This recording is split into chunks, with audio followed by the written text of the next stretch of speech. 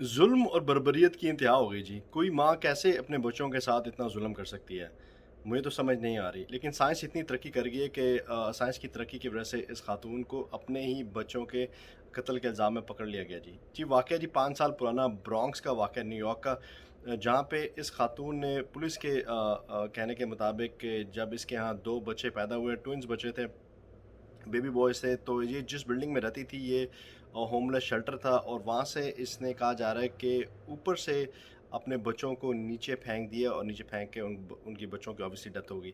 وہاں کے جو مینیجر تھا اس بلڈنگ کا، اس کا کہنا یہ ہے کہ اس نے خود دیکھا کہ بلڈنگ کی بیک سائڈ پہ کورٹ یارڈ میں بچوں کی لاشیں پڑی ہوئی تھی. آبویسلی جب میڈیکل عملہ آیا، انہوں نے ایگزامینیشن کی تو بچے وہ وفات پا چکے تھے. اور اس کے بعد ان کا کہنا یہ تھا کہ جو میڈیکل عملہ تھا ان کا کہنا یہ تھا کہ ایک بلنٹ فورس یا جو ٹراما تھا اس سے جو بچوں کی وفات ہوگی. آبویسلی جب اوپر سے نیچے گرے ہوں گے تو وہ ٹراما سے ہی چھوٹے بچے جو ہیں وہ وفات پا گئے.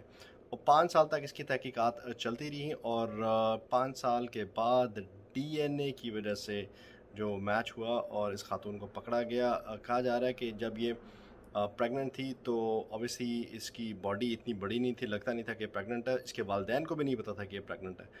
لیکن اس نے اس سارے سچویشن سے بچنے کے لیے بچوں کو شاید گھر میں خود ہی پیدا کر کے اور بلڈنگ سے باہر پھینک دیا.